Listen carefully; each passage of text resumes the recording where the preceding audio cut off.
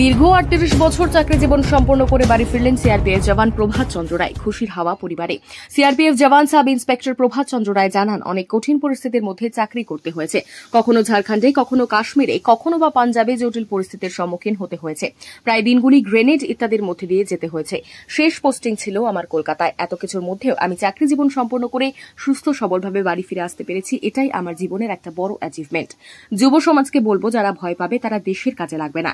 সাহসের সাথে যারা এই পেশায় আসবে তারা সফল হবে। দেশের জন্য প্রাণ দিতে হবে, এই ভাবনা নিয়ে যারা আসবে তারা সফল হবেই। এক্স আর্মি নারায়ণ সরকার বলেন, আমাদের থেকে অনেকটাই কঠিন কাজ সিআরপিএফ জওয়ানদের। ওদের অনেক বেশি বিশৃঙ্খল পরিবেশে কাজ করতে হয়। জীবনের ঝুঁকি নিয়ে চাকরি জীবন সম্পন্ন করে সুস্থ সবলভাবে বাড়ি ফিরে আসতে পেরেছে, এতে আমরা খুব খুশি। অনেকে এই মাঝপথে চাকরি ছেড়ে দেয়, কিন্তু অসংখ্য প্রতিকূলতার মধ্যে থেকেও প্রভাত চন্দ্র রায় পিছিয়ে আসেনি। তাই ওর জন্য আমরা খুবই গর্বিত। মঙ্গলবার সকাল 10টা নাগাদ উত্তরবঙ্গ এক্সপ্রেস ট্রেনে চেপে দিনহাটা স্টেশনে এসে পৌঁছায় সিআরপিএফ জওয়ান সাব ইন্সপেক্টর প্রভাত চন্দ্র রায়। তাকে ঘিরে প্রবল উচ্ছ্বাস স্টেশন চত্বর জুড়ে। মিষ্টিমুখ থেকে শুরু করে ফুলের মালা দিয়ে তাকে বরণ করে নেয় পরিবারের লোকজন। এরপর এনসিসি ক্যাডেট দ্বারা সম্মান জানানো হয়। তারপর তাকে ব্যান্ড পার্টি বাজিয়ে বাড়ি নিয়ে যাওয়া হয় নাজিরহাটে। পেশায় শিক্ষক অম্বিকা চন্দ্র রায় বলেন, দাদার জন্য আমরা খুবই গর্বিত। দাদা প্রাণের ঝুঁকি নিয়ে তার চাকরি জীবন সম্পন্ন করে সুস্থভাবে বাড়ি ফিরে এসেছে। আমরা সকলেই ভীষণ খুশি ও গর্বিত। দাদাকে দেখে যুব সমাজ অনেকটাই অনুপ্রাণিত হবে। কঠোর প্রতিকূলতার মধ্যে জীবনের ঝুঁকি আছে জেনেও পদে পদে দাদা ভলেন্টারির অবসর নেয়নি। সাহসের সাথে চাকরি জীবন শেষ করে আজ বাড়ি ফিরে এসেছে, এতে আমরা খুবই আনন্দিত। ৩৮ বছর পর আমার ফ্যামিলির সঙ্গে থাকবো, খুবই ভালো লাগছে। দিন বাইরে ছিলাম, আসা যাওয়া আশা করতেছিলাম।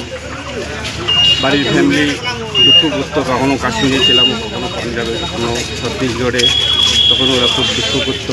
কিন্তু সেই দুঃখ থেকে এখন মুক্ত হয়ে গেল। আমি আসছি আমার ফ্যামিলির লোকও বাড়ি আনন্দিত করতে।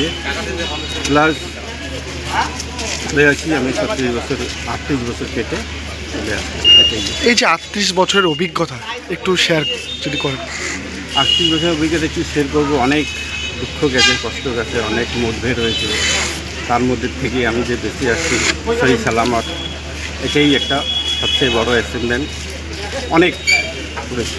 স্যার বলছি, কাশ্মীরে ছিলেন আপনি, সেই ক্ষেত্রে কাশ্মীরে কীরকম পরিস্থিতি? আমরা জানি সচরাচর কাশ্মীরে একটা ভয়াবহ পরিস্থিতি থাকে, সেখান থেকে আপনি ডিউটি করেছিলেন, সেটার একটা অভিজ্ঞতা। থেকেও বের হয়ে গেছিলাম।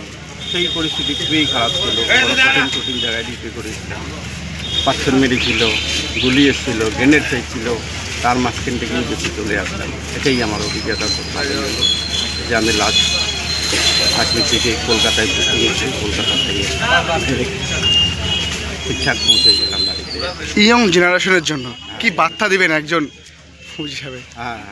কি বার্তা দিতে চাচ্ছেন?